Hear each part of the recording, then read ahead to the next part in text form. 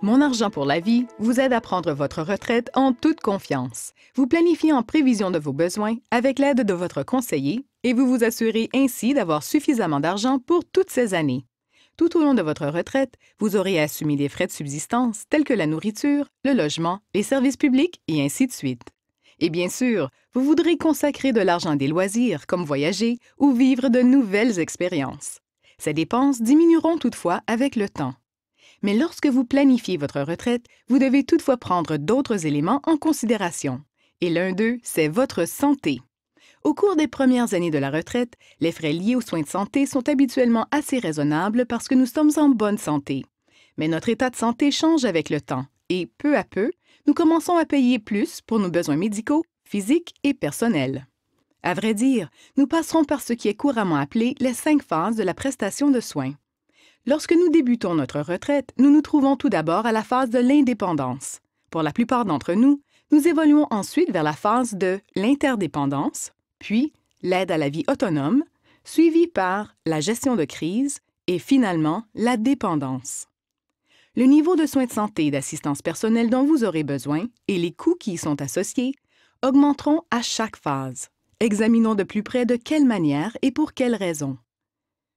Lors de la phase d'indépendance, vous débutez votre retraite avec une assez bonne connaissance de votre état de santé et de ce qu'il vous faut pour bien le gérer.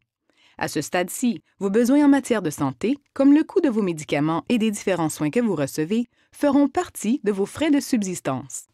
Et maintenant que vous avez plus de temps libre, vous pourriez avoir comme objectif de maintenir votre état de santé ou de l'améliorer afin de pouvoir consacrer plus de temps aux activités que vous voulez vraiment réaliser. Les choix que vous ferez, tels qu'embaucher une personne pour faire le ménage ou consacrer plus de temps à des activités de mieux-être, comme vous abonner à un cours à un centre d'entraînement, feront partie des dépenses liées à votre style de vie. Avec le temps, vous passerez graduellement à la phase d'interdépendance. À cette étape, les membres de votre famille commenceront à vous aider pour les tâches courantes comme faire les courses, assurer vos déplacements, gérer vos finances, ainsi que réaliser des tâches ménagères plus épuisantes qui sont plus difficiles à faire par vous-même. Vous finirez par avoir besoin de plus d'aide pour les activités physiques de base, comme faire votre toilette et vous habiller. De nouveaux problèmes de santé signifient également que vous devrez dépenser davantage pour les médicaments et l'équipement médical.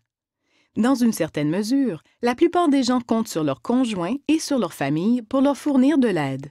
Et bon nombre de personnes font appel à des services de soutien à domicile pour leur donner un coup de main, surtout si des membres de la famille ne vivent pas à proximité. Même si les programmes gouvernementaux peuvent aider à payer certains de ces coûts, il y a des frais qui ne sont pas couverts. Dans la phase de la gestion de crise, les besoins en matière de soins deviennent trop lourds et trop compliqués pour que les membres de la famille puissent s'en acquitter eux-mêmes. Cette phase peut survenir rapidement et les soignants doivent alors s'en remettre immédiatement à des professionnels et à une gestion formelle de soins de santé. N'oubliez pas qu'une crise peut également survenir à tout moment de la retraite, si vous subissez un accident grave ou si vous tombez gravement malade. Si une telle situation devait survenir, vous pourriez vous trouver à la phase 4 beaucoup plus tôt que prévu. Durant la dernière phase, la diminution des capacités physiques et mentales entraîne une dépendance totale. Un soutien médical et des soins sont nécessaires 24 heures sur 24, habituellement dans un établissement de soins de longue durée, étant donné que les membres de la famille ne peuvent plus donner le type et le niveau de soins requis. Chacun de nous évolueront différemment à travers les 5 phases de la prestation de soins. Mais peu importe le chemin parcouru, les besoins en soins de santé et les coûts qui y sont reliés augmenteront avec l'âge, c'est un fait. Il est important d'établir vos plans financiers en fonction de vos besoins de santé actuels et futurs. Vous aimeriez en savoir plus sur ce que les 5 phases pourraient représenter pour vous et vos plans? Demandez à votre conseiller comment vous pourriez répondre à vos besoins de santé futurs avec Mon argent pour la vie. Parlez-en dès aujourd'hui.